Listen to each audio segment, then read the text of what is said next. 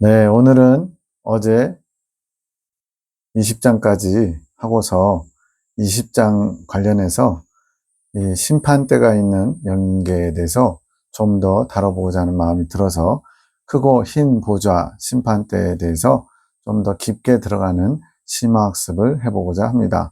이 크고 흰 보좌, 백보좌 심판대라고도 하고 그리스도의 심판대라고도 하고 이 심판대가 있는 영계의 어떤 영역, 우리는 개신교는 특별히 천국과 지옥만을 알고 있습니다. 그래서 예수 믿고 죽자마자 곧바로 즉천국 또는 곧바로 즉지옥 이렇게 생각이 되는데, 근데 그것이 분명 성경적으로 맞지 않다는 것을 이번 장에서 짧게나마 함께 살펴보고자 합니다. 그래서 이 심판대가 있는 영역, 천국은 이미 심판을 받고 들어간 곳이에요. 상급의 나라. 그리고 지옥도 마찬가지로 악으로서 다 익어서 심판받아 간 나라가 지옥입니다. 성경은 선으로 다 익어야만 천국에 갈 수 있다는 것, 또 악으로 다 익어야만 지옥으로 떨어지게 된다는 것을 분명하게 보여줍니다. 그래서 계시록 14장에서 익은 열매를 추수하는데 처음 익은 열매는 예수님과 함께 이미 영계에 들어가 계시고요. 그리고 두 번째 그 열매인 순교자들이 대환란 후 3년 반 때 적그리스도에게 핍박을 받아서 많은 순교자들이 등장이 되는데, 그 순교자들을 예수님께서 구름 가운데 앉아 직접 추수하시는데, 다 익었기 때문에 천사가 다 익었으니까 추수하십시오 이렇게 예수님한테 청혼을 함으로써 예수님이 낫을 휘두름에 추수가 되었다 이렇게 말씀하고요. 또 그 다음에 나오는 악으로 익은 열매 포도송이 비유로 포도송이가 이제 다 익었으므로 추수를 하는데, 이번에는 예수님이 아닌 천사가 추수하는 모습으로. 그런데 포도송이 그러면은 성경에는 좋은 의미로 많이 나오잖아요. 예수님도 포도나무고 우리는 가지고, 감람나무 또 포도나무, 무화과 뭐 이런 것들은 다 좋게 나오는데, 특별히 이 14장에서 포도송이는 바로 음행의 포도주를 상징하는 것과, 또 하나는 포도주의 색깔이 붉은 피의 색깔이랑 같아서 그래서 포도송이 비유로 나오고, 예수님께서 오셔가지고 백마군대와 함께 철장문서로 심판하셔서 그 피가 말의 굴레까지, 사람으로 말하면 어깨에서부터 키높이까지 굉장히 높은 수위로 강물이 흐르는데 1600 스타디온, 길이로는 한 300km 되는 겁니다. 그렇게 엄청난 피의 강물이 흐르는 것, 아마겟돈 심판에 의해서 또 아마겟돈 자중질환 전쟁에 의해서 그렇게 많은 사람들이 죽게 됨을 보여주고 있습니다. 그런데 거기도 보면 악으로 다 익었다는 거예요. 그래서 악으로 익은 열매들도 지옥 들어가기 위해서는 다 익어야만 들어간다는 것을 분명하게 보여줍니다. 그래서 이런 다 익어서, 선으로 익든 악으로 익든 다 익어서 가는 곳이 천국과 지옥인데, 그 천국과 지옥 이외에도 또 다른 영역이 있다는 겁니다. 그게 바로 성경이 말하는 그리스도의 심판대 또는 백보자 심판대. 천국에서 심판받을 것 같진 않아요. 그 악으로 익은 열매든 또는 선으로 익은 열매든 천국은 이미 심판이 끝나서 상급을 받으러 들어가는 나라고요.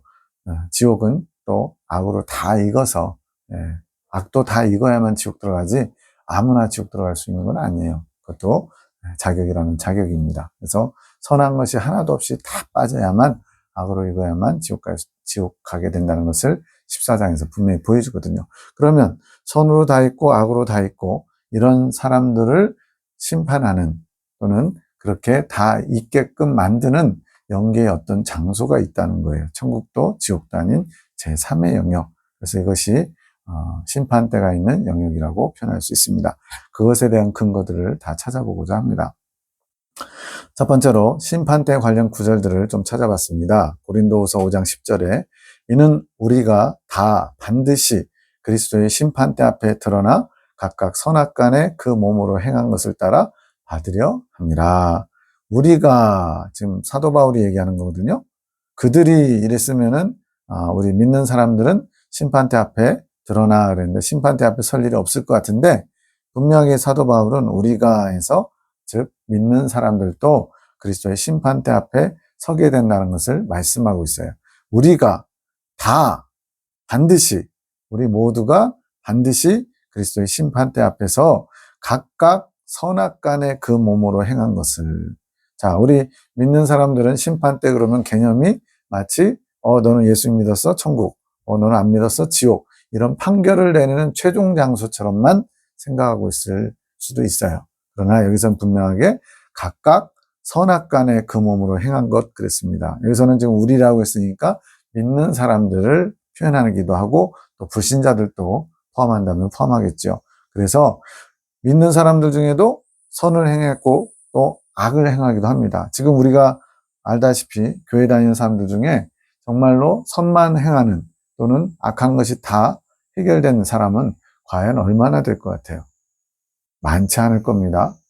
이 모양이든 저 모양이든 천국에 가져갈 수 없는 여러 가지 악습이라든가 또 하나님 보시기에 정결하지 못한 또 하나님 보시기에 이 정도면 천국에 들어갈 만해 라고 인정받을 만한 모습도 있지만 그렇지 않은 부분이 더 많을 것 같아요. 저도 오랫동안 저에게 7종 죄성 중에 가장 약한 부분이 음란과 태만이었습니다. 이 음란과 태만이 온전히 정결해진다. 즉 음란도 제거되고 또 태만, 게으름. 여기서 말하는 게으름은 빈둥빈둥 잠을 많이 자고 놀고 이런 걸 얘기하는 게 아니에요. 주님을 위해서 충성하지 않는 건 다 태만이에요. 그러니까 아무리 열심히 하루에 4시간만 자고 열심히 돈을 벌기 위해서 열심히 살았어도 그것이 주님과 상관없으면 그것은 태만입니다. 영적으로 잠든 거예요. 그래서 이러한 모든 죄성과 정욕에 따른 여러 가지 행실들이 다 거룩하고 깨끗해져야만 하나님 나라 들어갈 수 있는데 예수 믿는다고 이게 한 번에 다 해결되지는 않잖아요. 그래서 이런 선과 악에 관해서 하나님이 행한 대로 갚으시는 그런 심판대가 있다는 것을 분명히 보여주고 이것은 믿지 않는 사람들, 지옥 갈 사람들만 심판대에서 벌을 받는 게 아니고 믿는 사람들 중에도 아직 해결하지 못한 악의 부분, 죄성과 정욕과 결점에 지배받는 행실들을 뭔가 해결해야만 천국에 들어갈 수 있다는 것을 간접적으로 보여줍니다. 또 로마서 10장, 14장 10절에도 내가 어찌하여 내 형제를 판단하느뇨 어찌하여 내 형제를 업신여기느뇨 우리가 다 하나님의 심판대 앞에 서리라. 로마에 있는 교회에 보내는 편지에 내가 어찌하여 내 형제를 판단하느냐는데 이게 교회 바깥에 있는 불신자에게 하는 말일까요? 아니겠죠. 분명히 로마 교회 안에 있는 형제에게 하는 말인데 그러한 형제를 판단하고 업신여긴 것 다 심판대 앞에 서서 다 이실직고하는 때가 온다는 거예요. 기록되었으되 주께서 가라사대 내가 살았노니 모든 무릎이 내게 꿇을 것이요 모든 혀가 하나님께 자백하리라 하였느니라. 이러므로 우리 각인이 자기 일을 하나님께 직고하리라. 그래서 또 우리라고 그랬어요. 또 모든이라고 그랬어요. 이런 불신자들만 얘기하는 게 아니고 신자들도 포함해서. 그럼 신자들은 왜 심판대 앞에 서느냐? 하나님이 지옥행, 천국행 이거를 가르지 못해서 한번 다 전체적으로 쭉 훑어봐야 돼서 심판대 앞에 세우는 걸까요? 그건 아니겠죠. 분명히 이 심판대라는 곳이 단순히 지옥행, 천국행 마지막 판결하는 그런 방향성만을 판결하는 그런 것이 아님을 알 수가 있어요. 분명히 형제를 업신여긴 것에 대해서 판단한 것에 대해서 심판대 앞에 서서 뭔가 정산을 해야 된다는 겁니다. 우리는 심판대를 두려워할 줄 알아야 돼요. 눈에 보이지 않지만 한 사람도 예 없이 심판대 앞에 서서 하나님 앞에 어떤 심판을 받아야 될 부분이 있다는 겁니다. 물론 모든 일은 예외 조항이 있듯이 이 심판대를 거치지 않는 분들도 있긴 있어요. 그게 바로 앞서 계속 증거한 어린 양의 신부, 교회 시대 이긴 자들 14만 4천 명. 이 땅에서 연단을 다 마치고 하나님 보시기에 정결하게 되었기에 대환란이라고 하는 또 나머지 연단을 다 받아야 되는 그것이 필요가 없는 즉 대환란 면제 성도 그들은 이미 연단을 다 마쳤기 때문에 더 이상 대환란을 안 들어가도 됩니다. 이미 벌써 답을 드렸어요. 바로 이 심판대가 있는 영역에서 이루어지는 일이 뭐냐? 바로 하나님이 정하신 연단의 분량을 다 마쳐야 된다는 겁니다. 한 사람도 예외 없이. 그것은 뒤에 가서 이스라엘의 모형적 진리로 다시 한번 증명해 보겠습니다. 자, 또 다른 성경 구절도 보면 저희가 산자와 죽은 자 심판하기를 예비하신 자에게 짓고 하리라. 짓고 그러면 뭐가 좀 그렇지만 앞에다 이실자 붙이면 우리가 익숙한 단어가 돼요. 이실짓고 있는 그대로 다 고해서 아랜다는 거예요. 우리는 불리하면 감추거나 또 불리하면 거짓말을 하기도 하거든요. 근데 하나님의 심판대 앞에서는 그대로를 다 토설할 수밖에 없어요. 그래서 뭐 요즘 연계 체험자들 얘기 들어보면 요즘은 스크린이 떼어져가지고 영상으로 마치 영화 보듯이 몇 년, 몇 월, 며칠에 무슨 짓을 했는지 다 나온다는 거예요. 근데 성경은요, 우리가 겉으로 행한 행동으로 보여준 그것만을 판단하는 것이 아니고 바로 우리의 심령 속에 겉으로는 웃고 있는데 속으로는 누군가를 미워하고 증오하고 가만두지 않겠다라고 복수심을 품는 것, 이런 내면까지 하나님은 다 감찰하신다는 거예요. 사람은 외모를 보거니와 나 여호와는 중심을 보느니라. 그러면 우리가 겉으로 짓는 죄, 체면 때문에 또 관계 때문에 또 여러 가지 이해관계 때문에 잘 표출을 못하고 안에만 끙끙 앓거나 또는 안에다가 부글부글 끓으면서 미운 마음을 들었던 것, 이런 것까지 심판대 앞에서 다 드러나게 된다면 어디 보통 일이겠냐고요. 우리는 기회만 주어지면 죄의 법 아래 죄가 드러나는 존재입니다.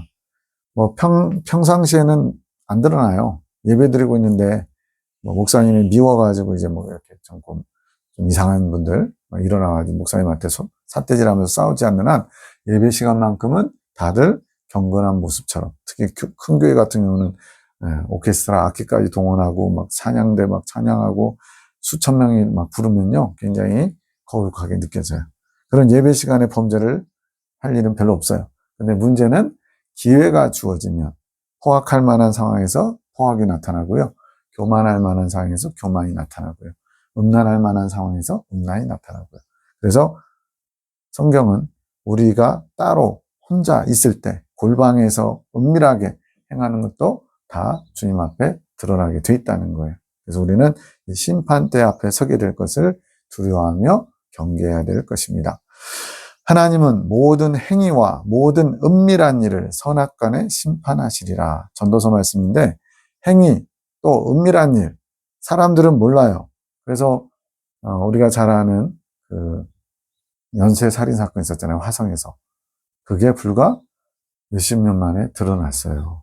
네, 교도소에 이미 그렇게 살인죄를 저지른 사람이 평범하게 살 리는 없지만 교도소에 있는 사람이 그 범인이었음을 또 밝히고 DNA도 일치하고 막 그러면서 결국은 드러났어요. 몇십 년 만에. 그런데 그렇지 않은 그런 말 그대로 결과가 안 나온 그런 범죄도 많죠.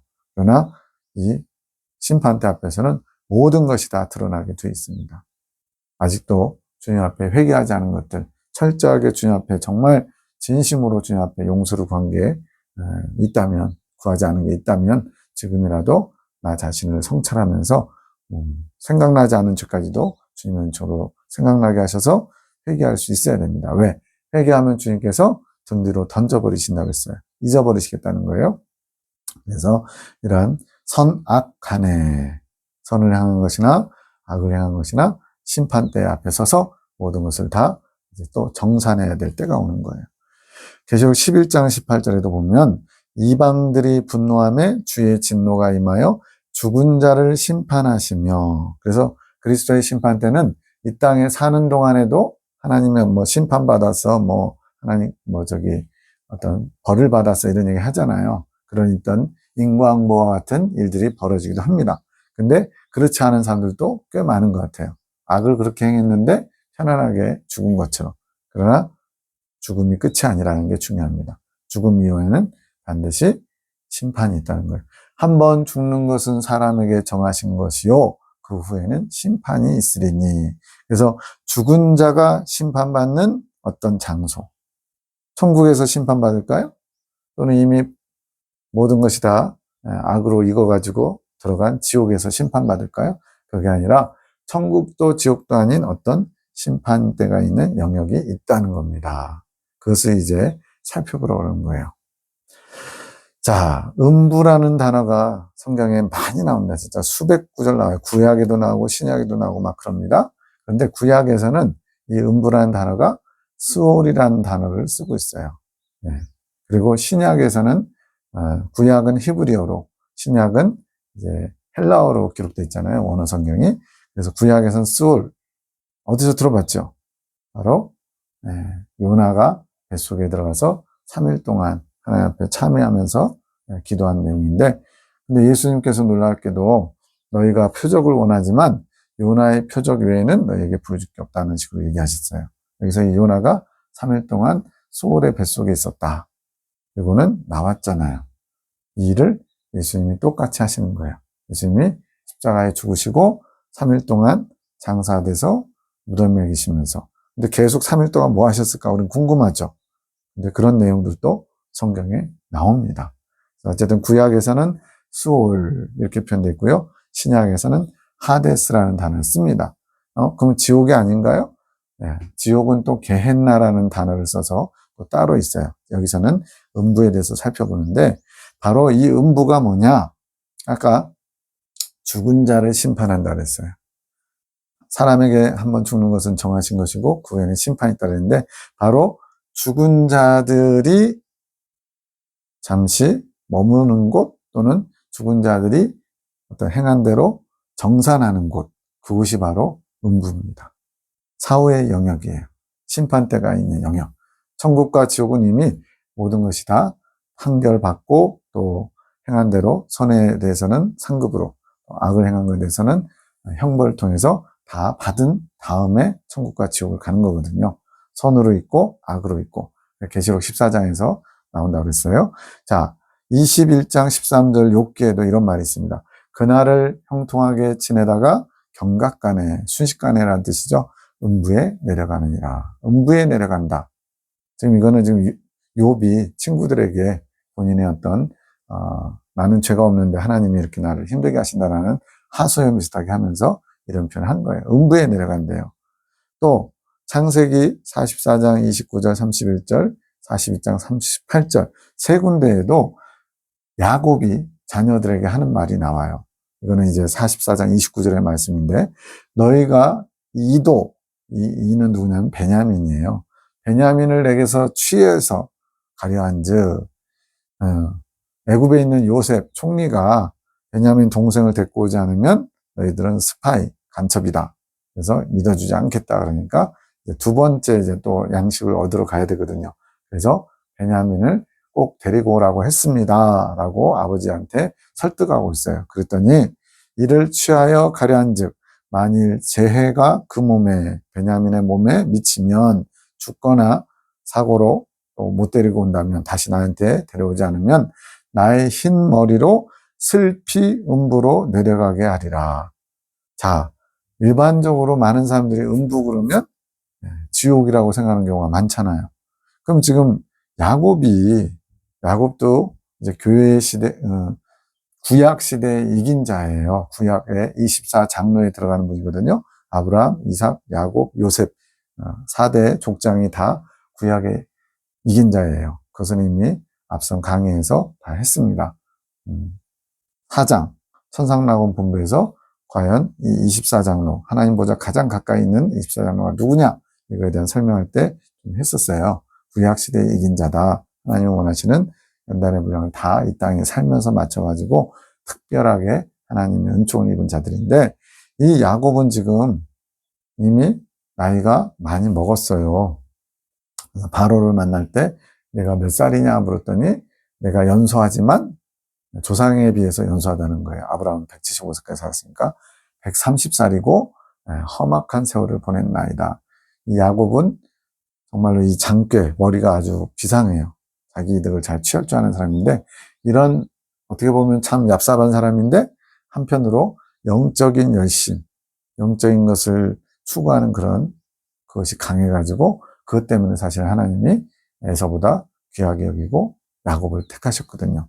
그래서 이 야곱은 젊은 시절 20년 동안 밧다람에서 외삼촌 집에서 종살이 하면서 나중에 야복강가에 와서 천사와 씨름해가지고는 새 이름을 받죠. 그게 바로 야곱에서 이스라엘. 하나님과 겨루어 이겼다. 이 이긴 자의 구원이 원래 여기서 나온 거예요. 그래서 야곱은 구약시대 이긴 자인데, 지금 압북강가에서 이긴 자 칭호를 받은 거예요, 말 그대로. 그런데 여기서는 슬피 음부로 내려가게 하리라. 여기서 음부가 만약 지옥이면 어떻게 돼요? 나를 지옥으로 가게 할 것이다. 말이 안 되죠. 그래서 음부는 분명히 지옥이 아닌 어떤 곳. 그래서 밑에 적어놨습니다. 음부는 죽은 자들이 가는 곳. 네.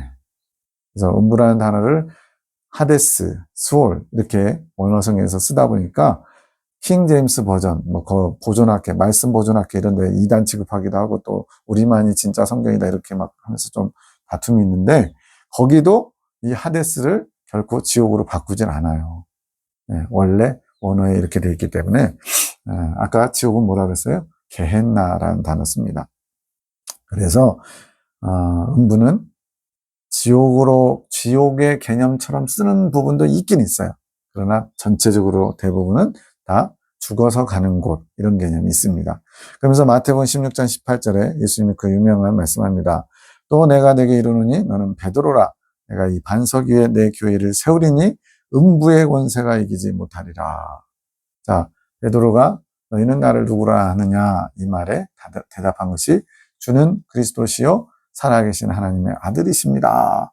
바요나 시모나 잘하였다. 이를 알게 한 것은 네가 아니라 하나님이시다. 그러면서 네 고백 위에 교회를 세우는데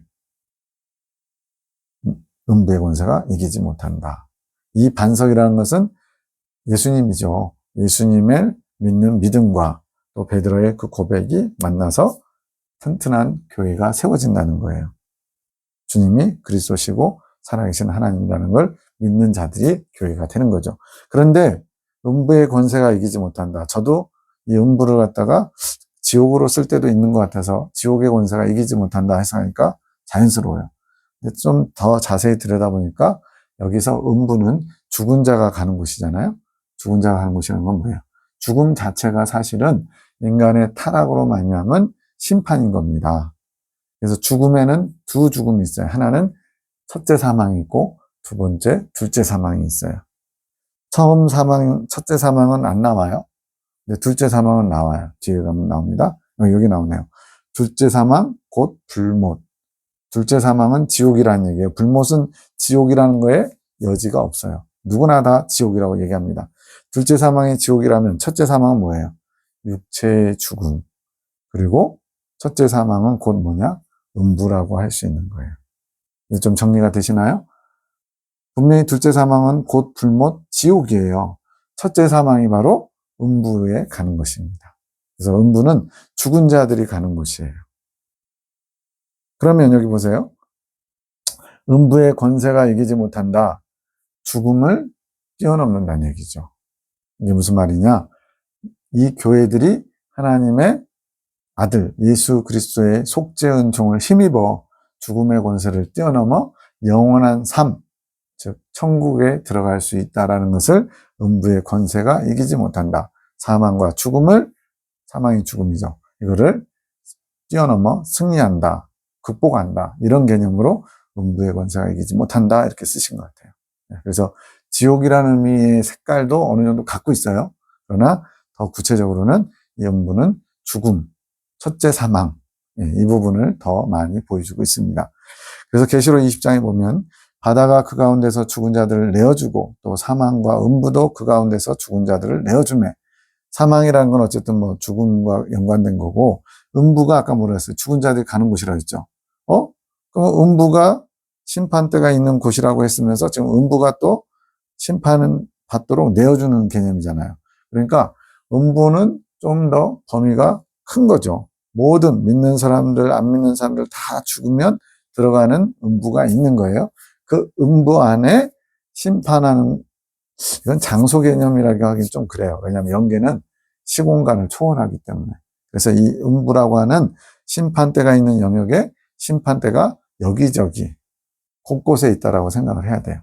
이건 좀 우리의 물리적인 개념으로 좀 이해하기 어렵지만 어쨌든 음부와 심판대는 밀접한 겁니다. 그래서 죽은 자들이 다 음부에 가게 되는데 그 음부에 간 사람들이 심판대 앞에 서는 것을 음부도 그 가운데서 죽은 자들을 내어준다. 마치 음부와 심판대가 따로따로 영역인 것 같지만 사실은 같은 개념이에요. 그래서 그들을 내어주매 각 사람이 자기 행위대로 심판을 받는다. 지금 계속 나옵니다.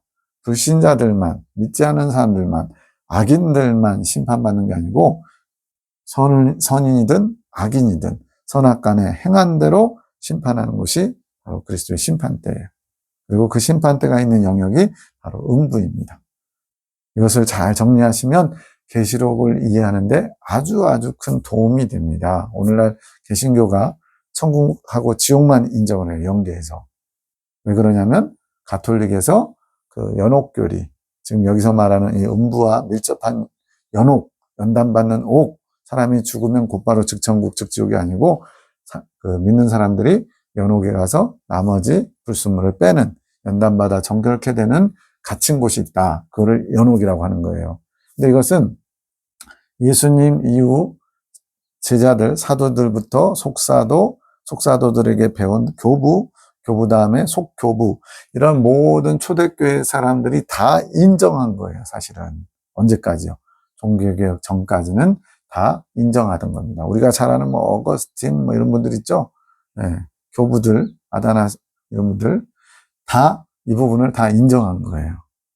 그런데 종교개혁 이후에 1500년대 이후에 우리 개신교에서는 이 부분을 다 제거합니다. 왜? 이걸로 인해서 면죄부 사건이 발생하게 되고 많은 잘못된 관행들과 교회의 권위가 실추됐기 때문에 이 부분을 아예 제거해버렸어요. 그래서 지금은 천국과 지옥만을 인정하고 있는 형편입니다. 그렇지만 분명하게 성경에는 지금 야곱이 내 흰머리로 슬피 음부에 내려가게 한다. 분명히 지옥 아니잖아요. 이것만 봐도. 그리고 뭔가 죽은 자들이 가는 곳이 있음을 보여주고 있어요. 왜? 제일 마지막에 사망과 음부도 불못, 둘째 사망, 지옥에 던져진다 그랬잖아요. 왜 이렇게 던져지냐면 더 이상 죽을 일이 없어요. 왜? 모든 육체로 태어난 사람들이 천년왕국에서 마지막 마귀가 잠깐 놓여가지고 또 미혹해서 또 지옥 갈 사람들이 또 생기거든요. 그 사람들까지 심판이 다 끝났기 때문에 하나님이 이 땅의 물질계는 하나님 나라 들어갈 자들과 지옥 갈 사람들을 말 그대로 나누는 이런 식으로 하나의 그 무대예요, 무대. 근데 이 무대가 게임이 끝났어요. 그럼 어떻게 해요? 철거하는 거예요. 그처럼 이 음부도 죽는 자들이 가는 곳이고 심판대가 있는 곳인데 심판을 다 끝낸 거예요. 그래서 심판대가 자체가 없어지는 겁니다. 그것이 사망과 음부도 불못, 지옥에 던져진다. 이렇게 표현하고 있어요.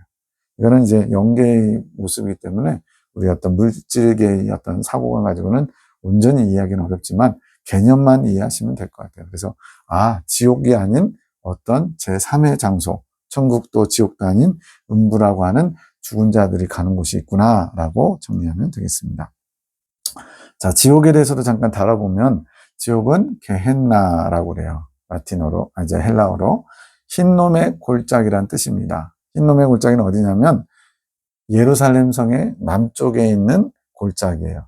예루살렘은 북쪽에만 조금 빼고 나머지는 다 이 기드론 골짜기하고 흰놈의 골짜기 이런 것들로 둘러싸여서 초롱성 한 군데만 막으면 되거든요. 그런데 이 흰놈의 골짜기에서 어떤 일이 벌어지냐면 암몬의 불의 신이라고 불리는 성경에는 몰렉, 밀곰, 말감 세 가지 정도로 표현돼요. 이 신에게 인신공양을 드려요. 자기 아이를 불 가운데 지나가게 한다. 유아를 태워 죽이는 이런 일도. 왜 이런 잔인한 짓을 그것도 자기 아이를 했을까 생각했더니 그 신에게 뭔가 최고의 것을 드리는 거예요. 그게 비슷한 점이 어디에 또 나왔었냐면 아브라함에게 하나님이 내 아들 이삭을 내게 바쳐라 그러잖아요. 어쩌면 그것도 조금 연관이 있게 됐을 수도 있겠어요. 실제적으로 하나님은 아브라함에게 이삭을 번제로, 즉 불살라 죽이기를 원하셨을까요?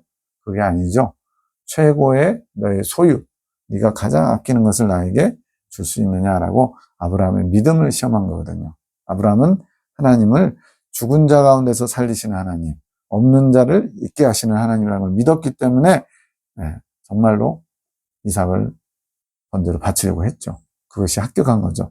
그것처럼 이 이방신들의 이런 제사에도 자신의 아이를 바치는 그래서 최고의 어떤 섬기는 것, 또는 어떤 소원을 들어주기 위해서, 듣기 위해서, 받기 위해서 그렇게 했을 거라는 생각도 듭니다. 어쨌든 이러한 흰놈의 골짜기를 예레미야는 7장 32절에서 이러한 이방신의 제사를 드리던 장소를 이제 살육의 장소로 하나님께서 가차없이 그 이방신들과 이방신을 섬기는 자들을 다 하나님이 제거하신다는 의미로 살육의 장소라고 부르게 됩니다. 예수님은 이 게hen나라는 단어를 써서 지옥을 여러 번 표현했어요. 지옥불이라는 표현도 쓰고요. 마태복음의 10장, 18장, 23장, 누가복음 12장 이외에도 많습니다. 그냥 몇 개만 적어놓은 거예요. 그래서 예수님께서 지옥불에 들어가리라 뭐 이런 표현들 나오는 건 다 게헨나라는 단어를 쓰셨어요. 이 계시록에서는 무저갱, 끝이 없는 구멍, 둘째 사망, 불못, 아까 살폈지요. 9장에서는 무저갱에서 악령들이 황충처럼 올라오는 장면이 나오고요. 19장 20절과 20장 14절에는 둘째 사망이라는 표현, 둘째 사망 곧 불못이다 이렇게 얘기합니다. 그래서 음부와 지옥을 원어 성경에서도 나누고 있어요. 그래서 제가 오늘도 어떤 영상 보니까 왜 자꾸 그 하데스를, 음부를 지옥이야라고 하지 않고 다르게 표현했느냐. 그럼 이걸 뭐라고 볼 거냐. 지옥이 아닌 제3의 장소 뭐라고 할 거냐. 이거는 가톨릭의 연옥의 영향을 받은 거다. 이걸 이제 지옥으로 바꿔야 된다라고 주장하는 어떤 분의 강의를 좀 봤어요. 네. 그럼 왜 그러냐? 우리 개신교의 틀이 천국과 지옥밖에 없어요. 그러다 보니까 어떤 일이 벌어지냐? 예수님 믿으면 죽자마자 즉 천국, 즉 지옥. 차라리 그랬으면 좋겠어요. 왜? 우리는 이미 천국이 확보돼 있고 보장돼 있으니까 이 땅에서 적당히 즐기면서 살다가 주님 부르시면 천국 곧바로 가면 좋죠. 근데 왜 성경은 하나님 나라에 들어가려면 우리가 많은 환난을 당해야 될 것이다. 사도행전에도 나오고 바울은 왜 그렇게 많은 고난을 받았을까요? 단순히 상급 때문일까요? 또 두렵고 떨림으로 너희 구원을 이루라. 선줄로 생각하는 자는 넘어질까 조심하라. 또 히브리서 6장에서는 그리스도의 초보를 버리고 자라가라 그래요. 그러면서 뭐 어쩌고저쩌고 하면서 타락한 자는 타락 이야기도 나와요. 아니 천국 가는 게 그렇게 쉬운 거면 예수 믿고 즉 구약의 모형대로 얘기하면 출애굽이에요. 그게 예수 믿고 유월절 어린 양의 피로 구원받는 거. 그래가지고 천국이 확보된다면 타락할 일도 없고요. 다 끝나요. 안전해요. 근데 왜 두렵고 떨림으로 구원을 이루라고 바울은 권면하고 있을까요? 바로 예수 믿고 천국이 확보되고 또 예수 믿고 죽자마자 즉 천국이 아니라 하나님이 원하시는 연단의 분량이 있다는 겁니다. 그게 다 연단받아 정결케 되는 과정이 있어서 그것을 다 통과해야 된다는 거예요. 자, 네 번째로 왜 성경은 지옥과 음부를 구분해서 표현하고 있는가? 개신교회는 지금 음부를 해석할 방법이 없어요. 그냥 지옥이라고밖에 할 수가 없어요. 왜? 천국과 지옥밖에 없으니까. 천국을 음부라고 표현할 수는 없잖아요, 또. 아까 야곱이 슬피 울면서 음부로 내려가게 한다는데 슬피 울면서 천국 간다는 얘기는 아니잖아요. 자, 아담의 타락 이후에 모든 인간은 예수님의 보혈의 은총, 십자가의 속죄의 은총으로 구원받습니다. 이거는 신학적으로 다 동의를 하는 편일 거예요. 아닌 사람도 있겠지만. 그래서 그러면 아담 이래로 예수님이 2000년 전에 오셨잖아요. 그러면 구약 시대 사람들은 어떻게 구원받느냐? 우리가 이걸 살펴야 돼요. 그게 베드로전서 3장 18절과 20절, 4장 6절에 답이 있습니다. 이미 그 십자가에도 인 롬이라는 강의에서 제가 이미 한번 다뤘던 거를 다시 한번 살피는 거예요.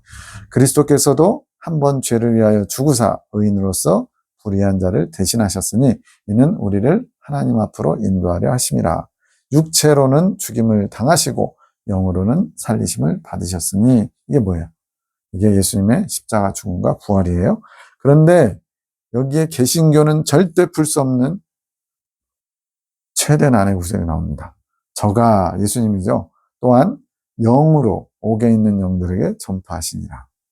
영으로라는 표현 보니까 예수님이 십자가에 죽으시고 3일 만에 부활하시잖아요. 이 음부에 있는 3일 동안이에요. 그러면 음부를 지옥이라고 해석을 해버리면 예수님이 지옥에 가셔야만 하고요. 또 지옥에서 영들에게 복음을 전파한다? 그러면 얼마나 이게 희망찬지 몰라요. 우리 지옥 갔어도 예수님이 지옥에 다시 한번 복음을 전해준대. 계속 말씀드리지만 천국도 지옥도 이미 심판이 끝난 곳이에요.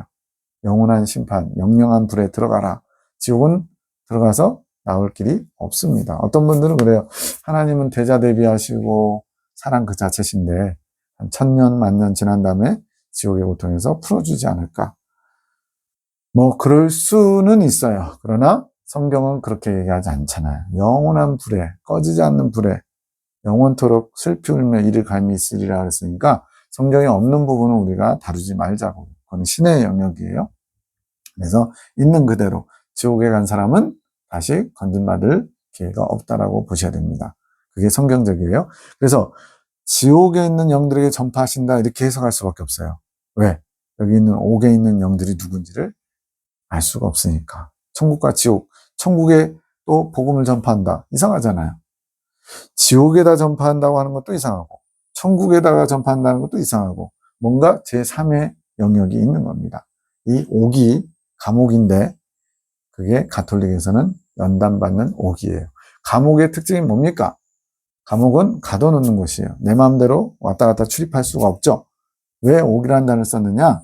뭔가 그 목적이 이루어지기 전에는 내 자의로 풀려나지 못하는 곳이기 때문에 감옥이라는 단어를 쓴 거예요. 그러면 연옥이라는 개념은 뭐예요? 연단받는 동안에는 풀려나지 못하는 옥. 즉 하나님이 원하시는 어떤 분량이 있는 겁니다. 그 분량만큼 연단받아 정결케 되어야만 나올 수 있기 때문에 연옥이라고 가톨릭에서는 쓰는 거고요. 여기 있는 옥에 있는 영들은 바로 가톨릭이 말하는 연옥과 같은 개념도 들어가 있어요. 다는 아닙니다. 아주 일부분이에요. 그걸 이따 도표를 통해서 보여드릴 겁니다. 그들은 이제 이 옥에 있는 영들이 누구냐? 노아의 날 방주 예배할 동안 하나님이 오래 참고 기다리실 때 순종치 아니하던 자들. 누구라고요? 예수님보다 훨씬 몇천 년 전에 있었던 노아의 홍수 때 멸망받은 자들. 노아의 가족 8명만 방주에서 구원받고 나머지는 다 몰살당했잖아요. 그들에게 예수님이 전파하셨는데 뭘 전파하셨을까요? 배달하셨을까요? 음식? 그런 거 아니잖아요. 복음. 예수님의 십자가 대속의 은총으로 구원받는 것을 친히 예수님께서 그들에게 전하신 겁니다. 물론 이 중에도 받아들인 사람들은 천국 갈 기회를 얻게 되겠고 거부한 사람들은 그대로 이제 지옥으로 가야 되겠죠. 그 내용은 우리가 알 수 없어요. 예수님이 전하셨다는 것까지만 알았으니까. 방주에서 물로 말미암아 구원을 얻은 자가 몇 명뿐이니 겨우 8명이다. 8명 빼고 나머지 다 몰살당했던 창조과학계에서는 10억에서 100억 정도의 인구라고 추정합니다. 지금이랑 비슷하죠. 80억. 그들에게 기회를 주시는 거예요. 무슨 기회? 예수님의 복음을 받아들일 기회.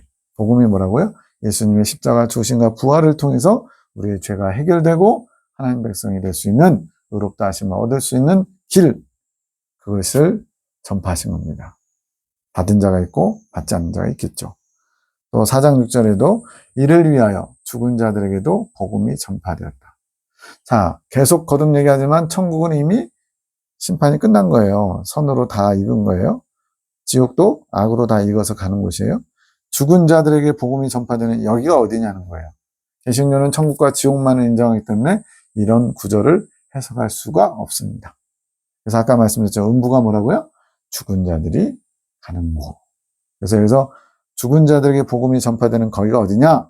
바로 음부, 하데스에 가셔서 예수님이 전하신 겁니다. 이게 바로 하나님의 공의입니다. 공의는 곧 사랑입니다. 누구에게나 공평하게 주시는 의로우심이에요. 기회를 주시는 거예요. 예수님보다 먼저 태어나서 예수님의 복음을 듣지 못한 사람들 안타깝지만 이순신, 세종대왕 이런 분들 안타깝지만 지옥 갔겠지라고 해석할 수밖에 없는 개신교의 구조인데 분명히 예수님 이전의 사람들, 노아의 방주 시대의 사람들은 하나의 샘플이에요, 샘플. 그 외에도 무수히 많은 사람들이 살았잖아요. 그들에게도 예수님이 복음을 전파하셔서 하나님 나라에 들어갈 수 있는 기회를 주시는 겁니다. 그래서 죽은 자들에게도 복음이 전파되는 곳이 바로 음부라는 것을 알 수 있고요. 5번째로, 그런데 이제 그러면은 이 땅에서 안 믿었지만 다 거기서 믿으면 되겠네라고 안심할 수 있죠. 5번에 누가복음 16장에 거지 나사로 부자 비유가 나옵니다. 제가 십자가에 놓인 롬에서는 잘못해서 누가복음 20장으로 잘못 표기됐어요. 혹시 이걸 보신 분들은 16장이니까 좀 이해해 주시기 바랍니다. 이 나사로와 부자 비유는 잘 아실 거예요. 이미 거지는 아브라함 품에 안겼어요. 천국에 갔다는 표현입니다. 부자는 고통 가운데서 막 이렇게 있어요. 근데 그 부자가 있는 데가 음부라고 나와요. 음부에서 고통당해요. 아까 음부는 죽은 자가 가는 곳이잖아요. 그래서 인부라는 단어를 지옥이 아닌 그 어떤 제3의 장소, 심판대의 장소라고만 생각한다면 부자도 연단받아 정결케 되는 과정일 수 있겠다는 생각이 들어요. 그렇게 해석해도 아주 무리는 아니고요. 그런데 그냥 간단하게 해석하면 그냥 여기서 음부에 가 있다고 그러지만 지옥으로 그냥 해석하면 더 쉽게 설명되는 부분이 있습니다. 한번 보시겠습니다. 그러면서 막 고통스러워가지고 거지 나사로를 이곳으로 보내서 물 한 방울만 혀에 떨어뜨려 달라고 소원을 빕니다. 그랬더니 이렇게 말씀하세요. 예, 아브라함이 조상이니까 너는 살았을 때 내 좋은 것을 받았고 나사로는 고난을 받았으니 이것을 기억하라. 이제 저는 여기서 위로를 받고 너는 고민을 받느니라. 근데 이 누가복음 16장에는 그 어디에도 거지 나사로가 예수님을 믿고 천국 갔고 부자가 예수님 안 믿고 지옥 갔다는 얘기는 없어요. 바로 초점이 예수님 믿어 구원받는 거기에 초점이 아니라서 그래요. 저는 이 땅 사는 동안에 고난을 받아서 여기서 위로를 받는다. 너는 세상에서 좋은 것 찾고 즐겨서 여기서 고민을 받는다. 이렇게 표현했어요. 자, 일단 지옥이라고 놓고 생각해 보자고요. 그러면서 이뿐 아니라 너희와 우리 사이에 큰 구렁이 끼어 있어. 지금 아브라함과 나사로가 있는 곳이 천국이라고 한다면 부자는 지옥에 있다고 생각하면 그 사이에 큰 구렁, 구렁이라는 단어는 원어상 뭐로 되어 있는지 제가 확인을 못했는데 어쨌든 우리가 아는 바와 같이 이렇게 골짜기와 골짜기 사이 이렇게 푹 패여가지고 다윗과 사울이 광야에서 만나거든요. 황무지에서 황무지나 이런 데서 만나는데 다윗이 막 외쳐요. 그러면서 아버지여 왜 저를 자꾸 쫓아다니십니까? 저는 죄가 없습니다. 막 그럴 때 그 소리 듣고는 막 3,000명이 막 쫓아가서 잡을 것 같은데 실제로 거기 가보면요. 이렇게 아주 높은 산은 아닌데 황무지가 이렇게 산 골짜기처럼 돼 있어가지고 이쪽에서 저쪽으로 하면 뭐 한 몇백 미터 떨어져 있죠. 소리가 다 들려요. 근데 여기를 건너가려면 밑으로 쭉 내려가서 건너가야 되기 때문에 도저히 잡을 수가 없어요. 발 빠르든 뭐라든 상관이 없이. 그래서 다윗이 담대하게 그 건너편에 있는 사울한테 소리를 친 겁니다. 그걸 이해할 수 있는데 어쨌든 큰 구렁이 끼어 있어서 여기서 너희에게 건너가고자 하되 갈 수 없고 거기서도 우리에게 건널 수 없다. 자, 천국과 지옥이라고 해석한다면 천국과 지옥 사이에 뭔가가 있다는 거예요. 그 뭔가를 이제 이 도표를 통해서 이따가 설명드릴 거예요. 어쨌든 천국과 지옥만 있는 게 아니란 겁니다. 연계. 내 형제 5이 있으니까 저희들에게 저 나사로를 다시 살아나게 해서 나처럼 이곳에 오지 않도록 좀 잘 얘기해 달라고 또 부탁을 해요. 양심이 살아있네요. 양심이 살아있는 거 봤을 때 정말로 이 음부는 지옥이라기보다는 심판대가 있는 영역에서 말 그대로 그 자기 정욕을 위해서 만족하며 살았던 것을 불순물을 빼는 시간일 수도 있겠다는 생각이 들어요. 이 부분은 굉장히 심오하게 연구해야 되는데 이거는 나중에 성경의 핵심 진리라는 책에 그 8가지 기본 과목이 있습니다. 그 중에 3번째 과목이 연계론인데 연계론에서 자세히 다뤄야만 이해할 수 있을 것 같아요. 어쨌든 자, 부자가 청혼을 합니다. 나사로를 살려보내서 내 형제들에게 나의 형편을 알리고 나처럼 되지 않게 해달라고. 그랬더니 뭐라고 하냐면 모세와 선지자들에게 듣지 않으면 비록 죽은 자 가운데서 살아난 자가 있을지라도 원하는 것을 받지 않는다. 무슨 말이냐면 저들에게는 모세와 선지자가 있다는 거예요. 성경 신약에서 모세와 선지자는 구약 성경을 표현하는 편이기도 합니다. 모세 5경 토라라고 하는데 5권의 율법서 그 뒤를 선지자 예수님도 모세와 선지자라는 표현을 썼어요. 즉 그들에게는 이미 하나님 말씀이 있는데 하나님 말씀을 통해서 하나님의 뜻을 받고 그 권면을 받지 않으면 나사로가 말 그대로 죽었다 살아나서 전에도 듣지 않는다. 이게 무슨 의미냐? 이 땅에 사는 동안에 복음을 들었음에도 거부했다면, 예수 믿어야 구원받습니다, 당신은 죄인입니다, 이런 말들을 들었음에도 거부했다면 영계에 가서도 구원받을 기회는 없다라고 보시면 돼요. 이게 그 증거입니다. 이 땅에 사는 동안에 복음을 들을 기회가 있었음에도 거부한 사람들은 아까 음부에서 복음이 다시 전파된다 그랬죠. 복음을 받을 수 없는 상황, 예수님의 이전에 노아 시대의 사람들처럼, 또 오늘날도 저 미개한 브라질이나 아마존강 유역의 소수민족, 전혀 예수가 누군지도 모르고 산 사람들이 있잖아요. 지금 이제 뭐 복음이 거의 다 들어가서 알겠지만 그 전에 수많은 사람들이, 아프리카에 살던 사람이 예수님 믿기는 또 쉽지 않잖아요. 그런 모든 것들, 우리나라 뭐 고려시대, 또 신라시대 이런 때는 어렵잖아요. 그런 모든 사람들에게 기회가 주어지는데 복음을 들을 기회가 있었음에도 받아들이지 않으면 영계에서도 받아들이지 않는다는 것을 보여주는 게 바로 이 누가복음 16장의 거지 나사로와 부자의 비유입니다. 그래서 우리는 이 땅에 사는 동안에 어떻게 해서든지 복음을 들을 기회를 내 가족, 사랑하는 사람들에게 전해야 돼요. 그곳에서 복음을 받아들이지 못할 기회가 더 많기 때문에. 우리나라는 그래도 다들 예수님이 누군지 뭔지는 다 들어봤잖아요.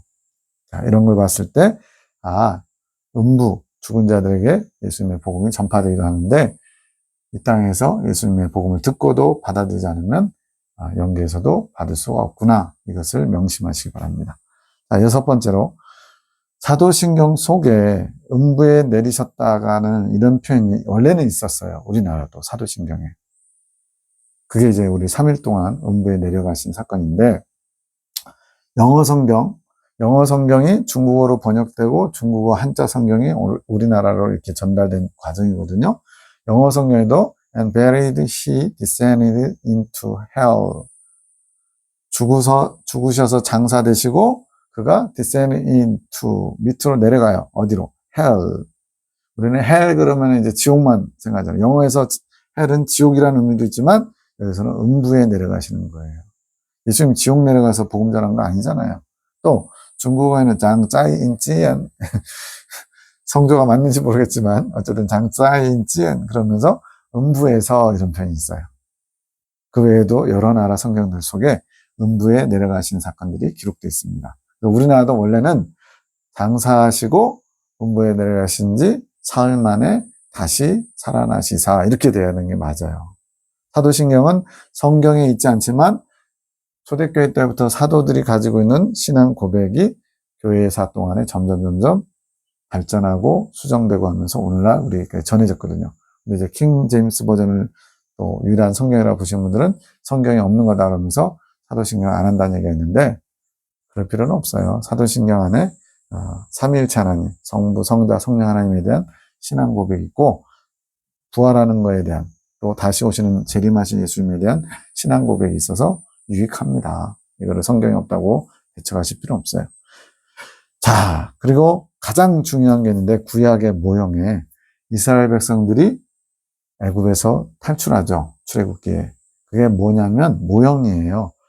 바로가 통치하는, 바로는 죄악세상의 루시퍼와 같은 사단이 지배하는 왕, 죄악세상의 왕 노릇하는 공중권세 잡은 자를 상징하고 바로의 애굽 백성들은 죄악세상에 같이 살고 있는 불신자들을 상징하고 이 이스라엘 백성들은 하나님의 백성, 우리를 상징해요. 모형적으로. 그래서 그들이 애굽에서 탈출한다는 것은 죄악세상에서 이제 나와서 하나님 나라, 여기서는 가나안 땅이 하나님 나라를 예표하죠. 약속의 땅. 그 가나안 땅까지 가는 여정이 우리의 예수님 믿고 출발해서 하나님 나라에 들어갈까지의 신앙 여정입니다. 이게 모형이에요. 그런데 애굽에서 나와서 가나안 땅까지 말 그대로 다이렉트로 가면 개인적으로 말 타고 가면 며칠밖에 안 걸릴 거예요. 근데 민족적으로 가도 많이 걸려야 한 달이면 갈 것 같아요. 그런데 광야에서 40년을 뺑뺑이를 돌려요. 41번인가 민수기에 나와요. 진을 치는 장면이. 멈췄다는 거죠. 숙박했다는 얘기죠.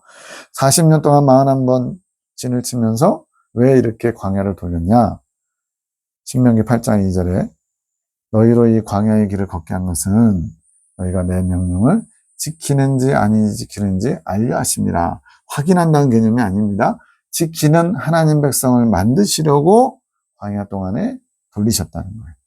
근데 광야는 계시록에서 명확하게 드러나는데 바로 연단받아 정결케 되는 장소입니다. 그래서 계시록 12장에서 여자가 광야로 가서 1260일 동안 양육받는다. 그래서 양육은 영적으로 성장한다는 얘기예요. 하나님 백성답게 변화된다는 얘기입니다. 그것처럼 광야 40년이라는 광야 연단 과정을 통과한 후에 하나님 나라 가나안 땅에 들어간다는 거. 이게 분명하게 모형적으로 있어요. 이거는 오늘날 우리가 적용되면 바로 예수님 믿자마자, 즉 출애굽하자마자 하나님 나라에 즉천국하는 게 아니라 광야 40년 여정처럼 그러한 연단 과정이 꼭 있어야 된다는 것을 보여주고 있습니다. 한 사람도 예외가 없어요. 다 40년 광야 여정을 가야 됩니다. 물론 우리 삶에 적용하면 그게 아주 짧은 사람도 있긴 있어요. 몇 년 만에 마치는 사람도 있어요. 예수님의 제자들. 예수님 따라다니는 지 3년에서 3년 반인데 3년 반 만에 그들이 예수님을 통해서 직접적으로 빛을 받고 동고동락하면서 이제 오순절 마가다락방 때 성령이 내려오실 때 성령과 합일되시는 연단 과정 다 끝마친 표적이 오순절에서 나옵니다. 그때부터는 이제 베드로가 완전 딴 사람 됐잖아요. 그 전까지는 막 말고의 귀를 치는 성급함, 또 예수님 안 됩니다, 못 갑니다, 십자가에 죽을 수 없습니다, 막았던 사람인데 사도행전에 이제 그 법정, 이제 그 예루살렘 공회에 끌려가가지고 막 기라성 같은 종교 지도자들이 겁박을 해요. 더 이상 예수 이름으로 전파하지 마. 그는 우리 유대교의 변절자요, 이단이야. 그랬는데 뭐라 그래요? 우리가 하나님 말씀을 듣는 것이 옳은지, 너희 말을 듣는 것인지, 너희 말을 듣는 게 옳은지 스스로 판단해봐라. 그러잖아요. 완전히 딴 사람 됐어요. 성령의 사람, 성령의 내주합이 돼가지고. 이분들은 불과 3년 반 만에 높은 영적 그 성장을 이룬 겁니다. 왜? 예수님의 빛을 직접 동고동락하면서 쬐기 때문에 가장 빠른 성장을 이루신 분들이고 대부분 다 몇십 년씩 걸리죠. 그러나 다 몇십 년 지난다고 되는 건 아닙니다. 지금 교회 30년, 40년 돼가지고 권사, 장로 직분 받고 목사 됐어도 죄송하지만 개차반인 분들도 많습니다. 어떻게 저게 신앙일까 싶을 정도로 정말로 아닌 사람도 많잖아요. 그래서 교회 생활, 신앙생활을 오래 했다고 하는 게 중요한 게 아니고 얼마나 하나님을 향해 신실함 가운데 연단받아서 잘 정결케 됐는지가 더 중요해요. 자, 이제 결론을 내기 전에 이제 이것을 좀 보겠습니다. 도표를. 자, 영계에 대한 도표인데 지옥이나 여기는 놔두고요. 천국도 놔두고요. 여기가 중요합니다. 이게 뭘 의미하냐면 우리가 예수님의 십자가의 죽으심을 믿음으로 구원을 받았어요. 구원을 받았다라고 표현하죠. 거기서 구원을 받았다라는 의미는 뭐냐? 지옥 형벌이 면제된 겁니다. 즉 저와 여러분이 구약의 모형대로 한다면 출애굽을 하는 순간 지옥을 가게 될 운명이었던 우리의 그것이 없어지는 거예요. 지옥이 면제됐어요. 근데 문제는 예수님 믿자마자 지옥은 면제됐어요. 과거에 지었던 모든 죄가 해결됐어요. 그런데 천국에 들어갈 준비가 다 됐냐고 물어보면 아니잖아요. 예수님 믿자마자 거룩해지고 정결해지고 말과 입에 흠이 없는, 거짓말이 없는 자들이 되나요? 그렇지 않잖아요. 즉 지옥은 이제 지옥 형벌은 면제됐어요. 그렇기 때문에 구원받았다라고 표현하는 겁니다. 구원받았다라는 의미는 지옥에서 건져정을 받았다는 얘기도 되고요. 천국 들어갈 수 있는 자격을 얻었다는 얘기도 되고요. 근데 지옥은 면제됐는데 문제는 천국 들어갈 준비가 안 됐어요. 그 준비를 어디서 해야 되느냐? 바로 이 땅에 사는 동안에 연단받아 정결케 되는 광야 40년 여정, 그게 우리에게 신앙생활인 겁니다.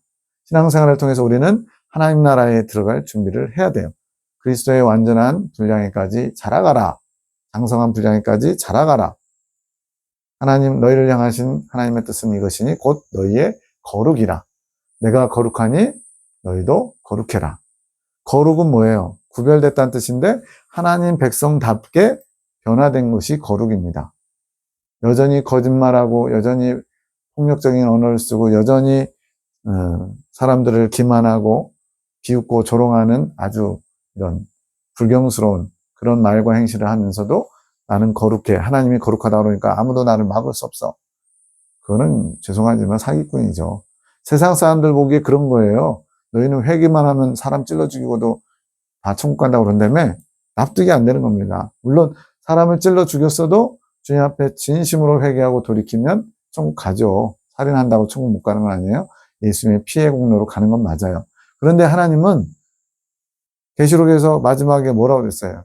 개들과 술객들과 음행하는 자들, 거짓말하는 자들은 못 들어간다고 그랬어요. 그 얘기는 회개해가지고 그 죄에 대해서 용서를 받아야 되지만 더 중요한 거는 천국 백성답게 변화되어야 된다는 얘기예요. 그 변화되는 과정이 바로 이 땅에 사는 동안에 광야 40년 여정처럼 신앙생활을 통해서 점점 빛을 향해 나아가야 되는 겁니다. 그게 어떻게 적용되냐면 오늘날 교회 시대 동안에 그 연단받아 정결케 되는 것을 다 마치면 처음 익은 열매가 돼요. 그러나 그렇게 교회 시대 하나님 허락하신 기간 동안에 연단을 다 마치지 못한 사람들이 대환란 들어가서 보너스 기간입니다. 그래서 그 대환란 기간 동안에 말 그대로 익어가는 거예요. 처음 익은 열매가 못 됐으니까 그 극심한 환경, 말 그대로 스파르타 연단의 환경에서 익어가는 게 두 번째 근열매, 세 번째 근열매가 나오는 거예요. 근데 예수님 믿자 죽은 사람들 있잖아요. 예수님 옆에 있다가 당신이 낙원에 가실 때 저를 기억해 주십시오. 내가 오늘 나와 함께 낙원에 있으리라. 많은 분들이 이제 내가 오늘 나와 함께 낙원에 있으리라 하니까 마치 강도가 그날 들어간 것처럼 생각하지만 영계는 여기와 다르죠. 어떤 게 다르냐면 시간의 개념이 없어요. 영계는 언제나 오늘이에요. 언제나 오늘이에요. 왜? 달력이 없어요. 365일 2024년, 내년에 2025년. 이거는 시간의 한계가 있는 이 땅, 물질계에서만 적용되는 거지 영계는 2024년, 2025년 이런 개념이 없을 것 같아요. 물론 거기만의 또 다른 독특한 뭐가 있을 것 같긴 해요. 왜? 지나간 것과 현재와 앞으로 올 어떤 그런 개념은 있을 거니까. 그러나 이 지구에서 사는 동안에 있는 것처럼 2024년, 2025년 이런 개념은 없을 거예요. 그래서 오늘이라는 표현은 영계는 언제나 오늘이기 때문에 그가 곧바로 즉천국했다는 얘기가 아니라 이 과정을 마쳤다는 얘기예요. 여기서 간단하게만 설명드리겠습니다. 영계론에서 자세히 할 거고요. 모든 죽은 사람들은 여길 가요. 음부가 뭐라고 그랬어요? 음부가 죽은 사람들이 가는 곳이에요. 근데 이거를 성경에는 직접적으로 뭔가를 가르쳐 준 게 없고 음부라고만 해서 마치 지옥하고 동격인 것처럼 표현해가지고 표현할 길이 없어서 뭐라고 표현했냐면 중간층 그랬어요. 여기는 불신자와 신자 둘 다 가는 겁니다. 막 섞여서 가는 거예요. 그러다가 자연스럽게 분리가 일어납니다. 여기서. 왜? 바퀴벌레 생각하시면 지네들끼리 막 진짜 지저분한 곳에서 막 좋게 살다가 여행 가서 1년 만에 돌아온 사람이 문을 딱 열면 어떻게 돼요? 불을 켜는 순간에 막 후다닥 해가지고 싹 사라지잖아요. 그런 개념. 빛이 싫어서 자연스럽게 불신자들은 빛으로부터 하나님 보좌를 상대하는 3층창에서부터 빛이 여기까지도 미치는 거예요. 그래서 빛이 싫어서 빛이 없는, 빛이 점점 힘을 덜 받는 아래로 내려가게 되는 거예요.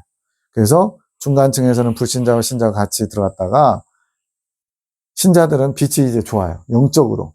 이거 지금 영계의 상황이니까 어떤 육의 혼의 개념으로 접근하면 안 돼요. 내 영이 자연적으로 빛을 찾아가는 겁니다. 그래서 상층부로 올라가는데 여기가 연단받는 장소도 있죠. 이게 바로 가톨릭이 말하는 연옥 개념이에요. 연옥. 우리는 이게 없어요. 그냥 천국과 지옥만 있어요. 그래서 즉천국인데 하나님은 분명하게 광야 40년 동안의 이스라엘 백성들을 연단받아 정결케 해서 천국을 상징하는 가나안에 들어보냈듯이 연단하는 곳이 있다는 겁니다. 그래서 이 연단받는 장소에서 불순물을 제거해야 돼요. 무슨 불순물? 천국에 가져갈 수 없는 불순물. 다른 말로 죄성과 정욕에 지배받는 육적 행실들, 이런 것들이 깨끗이 씻어져야 돼요. 그러고 나서 온전히 정결케 되면 그때서야 이제 천국에 들어가는 거예요. 반대로 불신자들은 빛이 싫어서 내려가는데 아직은 선이 좀 남아있는 거예요. 선이 남아있어서 이 안에서도 이제 우리 물질계처럼 어떤 그런 죄를 지을 수 있는, 죄를 범할 수 있는 환경들이 주어진다라고 영계 체험자들이 얘기하는데 이 하층부에서 자기네들끼리 어울려 살면서 폭력을 쓰고 음란을 행하고 이런 모든 죄악을 아주 그냥 푹 젖어서 사는 겁니다. 근데 여기에는 특징이 형벌이 없어요. 여기서는 죄를 지을 때마다 하나님 나라에 합당치 않은 모습 보일 때마다 천사가 와가지고 여러 가지로 징계를 해요. 말 그대로 파블로의 길처럼 죄를 지을 때마다 오른손이 범죄하면 손을 찍어버리고 천국 가는 게 낫다. 눈이 범죄하면 눈을 빼버리고 가는 게 낫다는 것처럼 영체인데 영체가 그런 고통을 당하는 겁니다. 그래서 말 그대로 뜯어 고쳐지는 곳이 영계의 상층부, 연단 맞는 장소예요. 근데 여기는요, 악으로 익어야 되기 때문에 악을 행한 거에 대해 심판, 죄, 형벌이 없어요. 그냥 더 악으로 무르익어가게끔 내버려 둡니다. 말 그대로 방치돼요. 그러니까 더 악을 행하면서 악을 즐겨요. 그러면서 점점 뭐가 빠져요? 선이 빠지는 겁니다.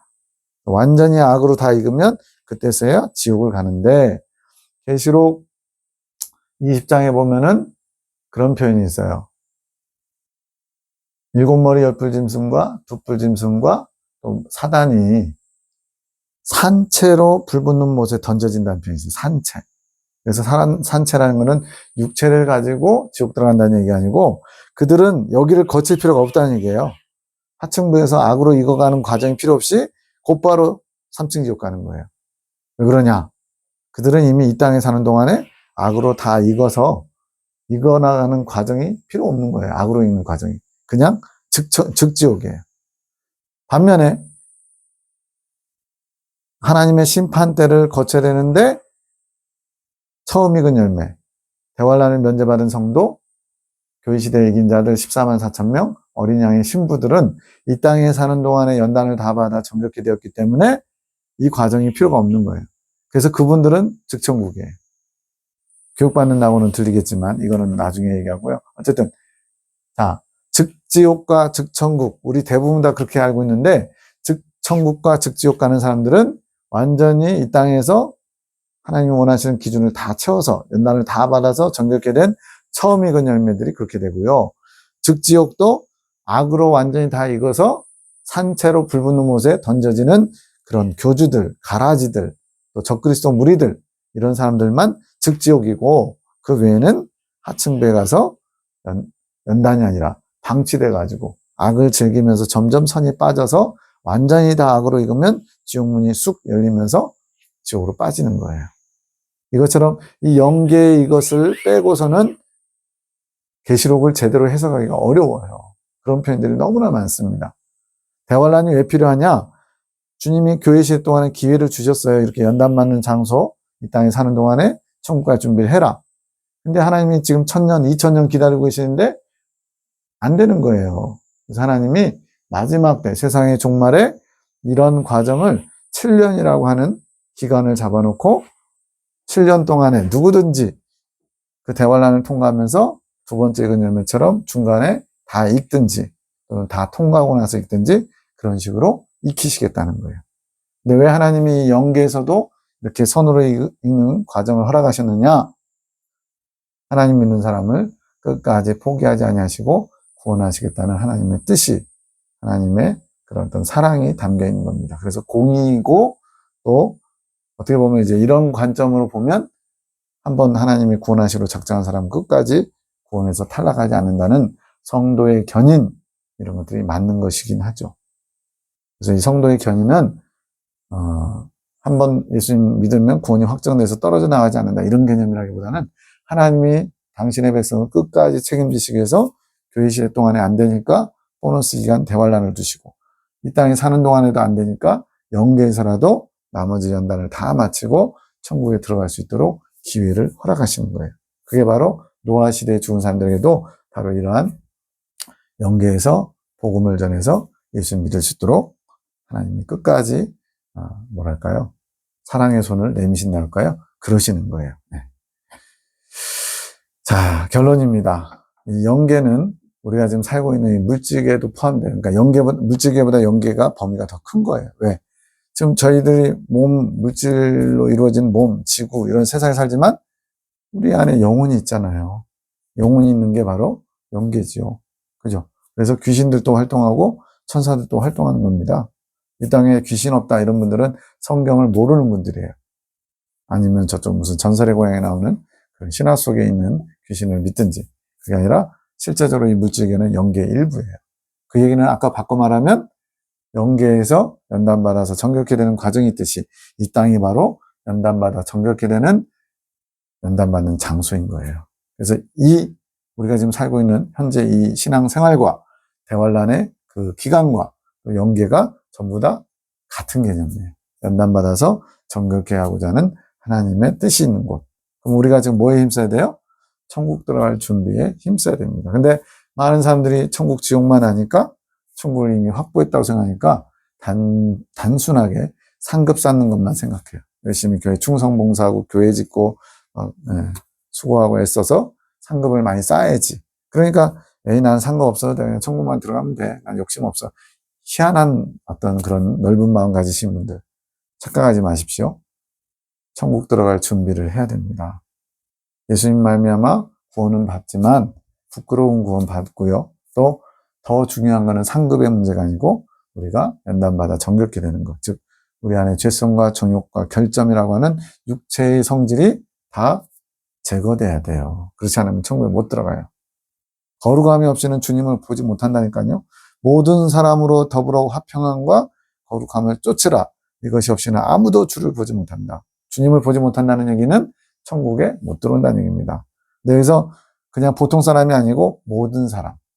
내가 좋아하는 사람뿐만 아니라 내가 싫어하는 사람, 나를 대적하는 사람까지도 그와 함께 화평함과 거룩함을 쫓아야 된다는 거예요. 이게 보통 일일까요? 원수까지도 사랑할 그 경지를 요구하고 있는 거예요. 천국 들어오려면. 자, 이런 물질계뿐만 아니라 영계는 천국과 지옥도 포함되어 있고 이건 개신교도 다 인정하잖아요. 근데 문제는 그리스도의 심판대가 있는 영역도 있다는 거예요. 그게 어디 있냐? 바로 죽은 자들이 가는 음부라는 곳에 있어요. 그래서 모든 심판, 육체를 가지고 이 땅에 태어난 사람들이 다 천국과 지옥에 갈라지는 심판, 또 상급과 형벌에 대한 그 모든 것이 정산이 되면 심판대가 있는 영역, 음부도 없어지는 거예요. 그 계시록 뒤에 가면 뭐라고 나와요? 음부도, 사망과 음부도 둘째 사망, 불못에 던져져서 없어진다는 거예요. 더 이상 필요가 없죠. 육체로 태어난 일도 없고.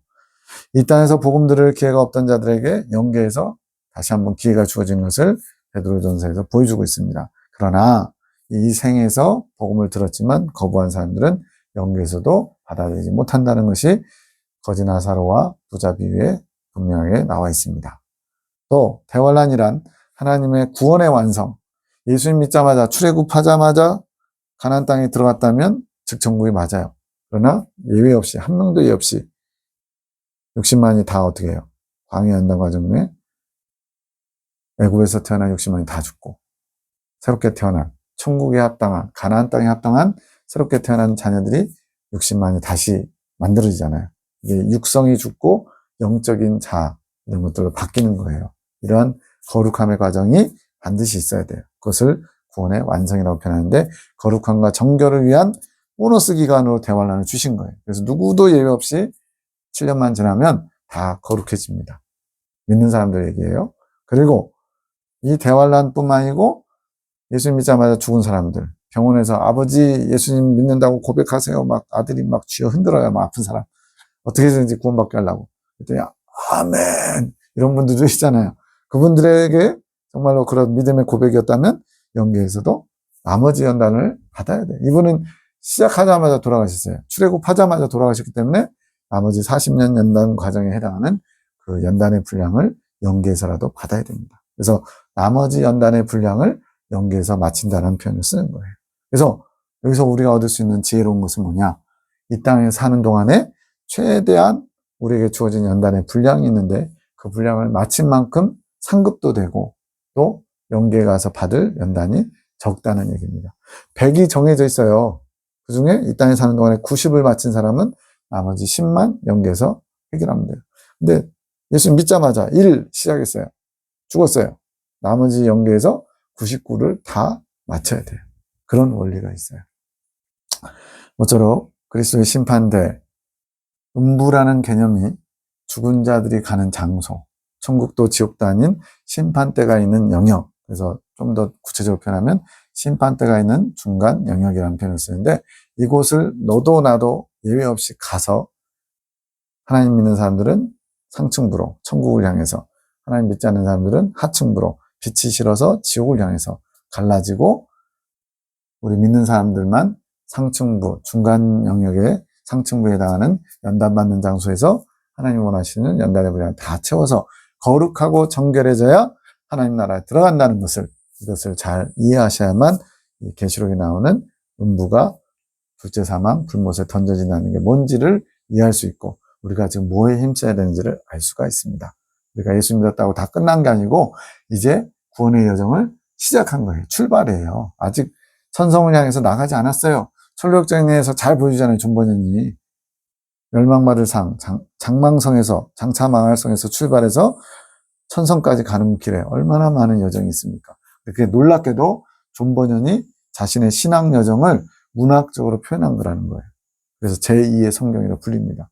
우리가 장망성에서 나오자마자 천성에 도착하는 게 아니고 그 사이에 무수히 많은 과정이 필요하구나. 그게 바로 연단받아 정결케 되는 광야 여정이구나. 이걸 알 수가 있습니다.